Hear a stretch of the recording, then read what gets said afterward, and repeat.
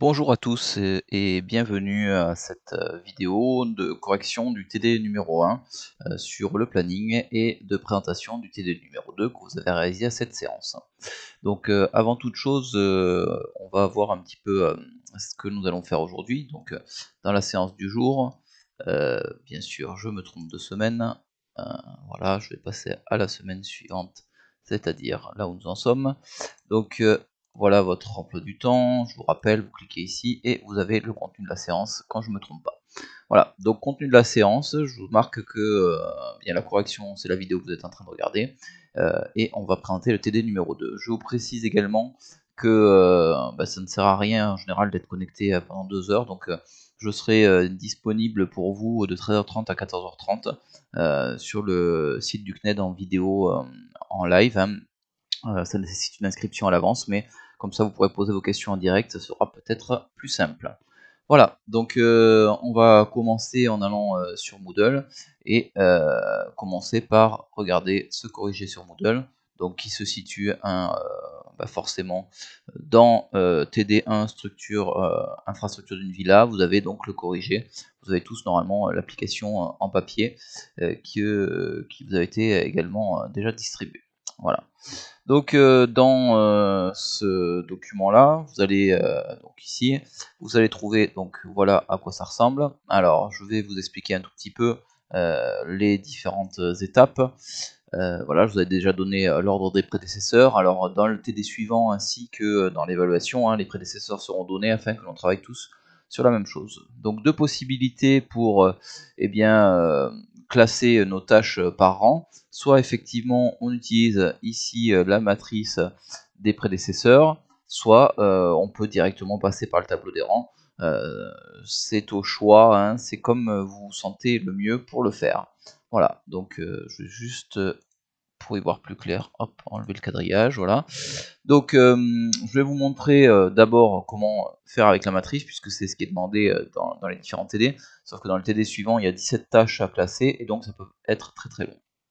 Donc le tableau des rangs, alors je regarde, tâche A, aucun prédécesseur, donc a priori dans la ligne des antécédents, je n'ai rien du tout. Tâche B, prédécesseur, tâche A, donc a priori ici j'ai une croix. Alors moi j'ai mis en blanc, donc voilà ma croix qui apparaît. Voilà, donc premier, donc est-ce qu'il y a d'autres prédécesseurs à tâche B? Non, donc plus rien dans la ligne. Tâche C, prédécesseur, tâche A. Donc tâche A, est-ce qu'elle a d'autres prédécesseurs? A priori, uniquement la tâche A, donc pas d'autres prédécesseurs, la ligne reste vierge. Tâche maintenant D, béton de propreté pour mon infrastructure. J'ai comme prédécesseur la tâche C, donc du coup, tâche D, je suis sur cette ligne, je vais mettre comme prédécesseur, ici, là, donc on voit D, prédécesseur C. Voilà. Ensuite, on arrive à la tâche E, qui a deux prédécesseurs. Pour pouvoir faire mes semelles en béton, je dois préparer mes armatures, avant de couler le béton bien sûr, et avoir forcément le béton de propreté qui vient en dessous. Donc tâche D et G. Donc je vais aller dans ma ligne de ma tâche E, et comme prédécesseur, eh bien je vais avoir, on a dit, D et G. Vous remarquez au passage que, on peut avoir des prédécesseurs qui sont de l'autre côté, hein, dans la matrice, c'est tout à fait possible.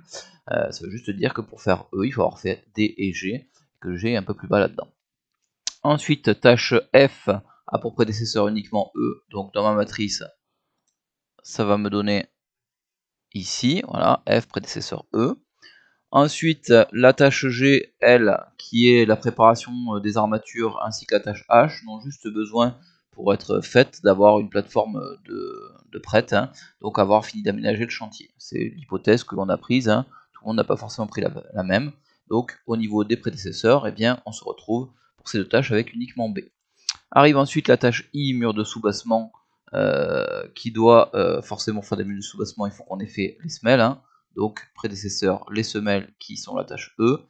Et enfin, pour faire le dallage, eh bien, il faut avoir terminé les armatures, terminé les canalisations qui viennent sous le dallage, parce qu'après ça sera trop tard, et bien sûr avoir réalisé les murs de soubassement qui serviront de coffrage périphérique, donc trois prédécesseurs, F, H, I pour cette tâche J. Ce qui nous donne dans le tableau des rangs. Dans le tableau des rangs, on voit très bien que la première tâche, c'est la tâche A, hein, elle n'a aucun prédécesseur. Alors je vais modifier un tout petit peu mon tableau des rangs, il va être un petit peu plus précis.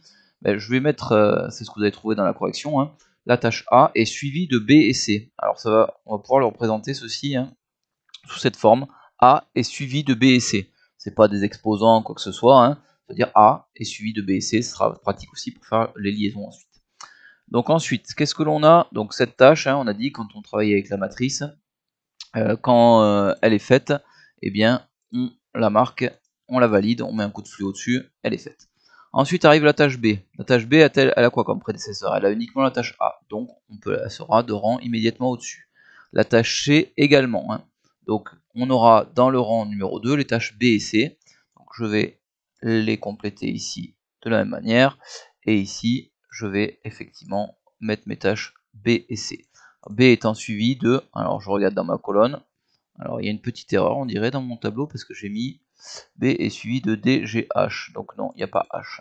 Donc vous corrigez sur votre corrigé. B est suivi de D, non c'est pas ça, j'ai pas supprimé la bonne. B est suivi de G et H, il n'y a pas D.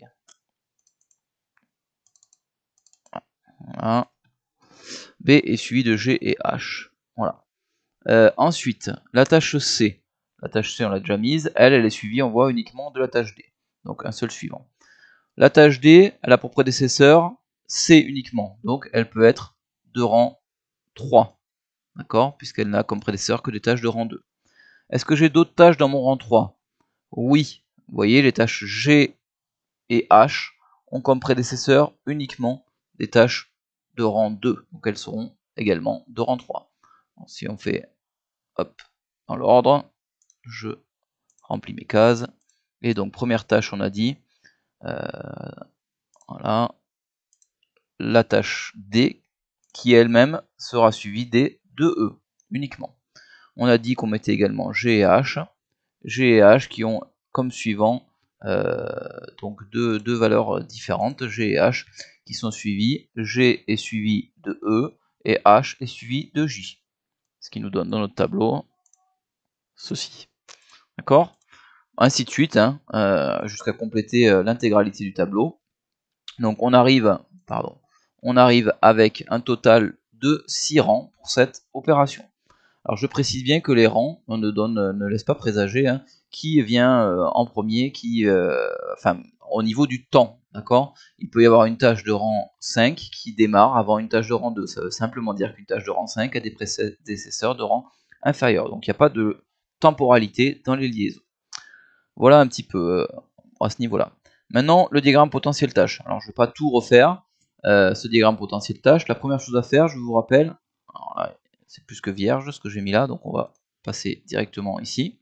Donc, vous avez, pour tracer votre diagramme potentiel tâche, vous commencez, je vous rappelle, toujours par mettre la tâche, sa durée, la tâche, sa durée, chacune classée par rang. Donc ici, j'aurai les tâches de rang 1, ici les tâches de rang 2, ici les tâches de rang 3, ici les tâches de rang 4, ici les tâches de rang 5, et ici les tâches de rang 6. Voilà. Donc, je mets d'abord mes tâches. A, durée 2 jours, et je mets ma flèche, suivi de C et suivi de B. D'accord? Comme j'ai pu le voir sur ma matrice. A est suivi de B et C. D'accord? Ensuite, C, durée 3 jours, B, durée 1 jour. C est suivi uniquement de D, donc C, je mets D juste après, hein, et B est suivi de G et H. Donc je mets une liaison entre B et G et H ici, et donc je obtiens ces 3 tâches, hein, de rang 3 avec leur durée. Ensuite, D est uniquement suivi de E. Donc pour ça, il faut voir ici, hein, D est suivi de E, ou alors on peut regarder dans le tableau, hein, prédécesseur de E, ben on a D et on a G, ça revient au même. Donc D est suivi de E, donc je mets une flèche et je rentre E. G est également suivi de E, c'est bien ça, E a deux prédécesseurs, D et G, durée 4 jours.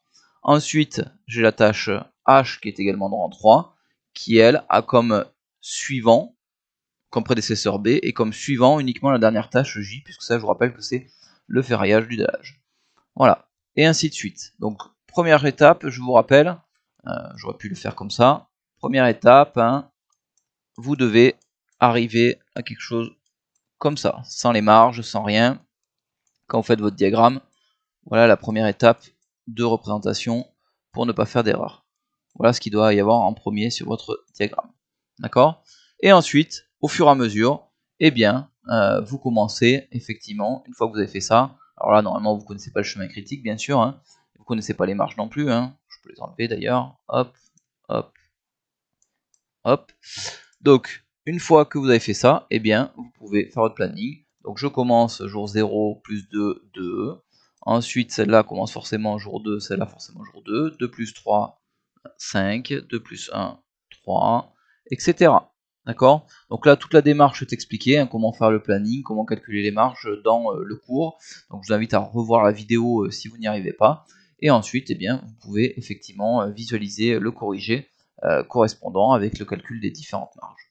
Voilà pour donc voilà le corrigé hein, avec le calcul des différentes marges, les différentes liaisons. Alors oui, j'ai oublié de dire, avant toute chose, hein, avant de commencer à calculer les durées, ce que l'on a commencé à faire ici, première chose, vérifiez bien que vous avez on va vérifier ici, que vous avez 1, 2, 3, 4, 5, 6, 7, 8, 9, 10, 11, 12 contraintes, ce qui correspondent à 12 liaisons. Sinon, ça ne sert à rien de continuer, vous allez vous tromper. 1, 2, 3, 4, 5, 6, 7, 8, 9, 10, 11, 12. J'ai 12 liaisons, j'ai toutes mes tâches avec leur durée, et seulement à partir de là, je commence à calculer les débuts au plus tôt, les fins au plus tôt, et ensuite avec le retour, les fins au plus tard, les débuts au plus tard, etc. Voilà.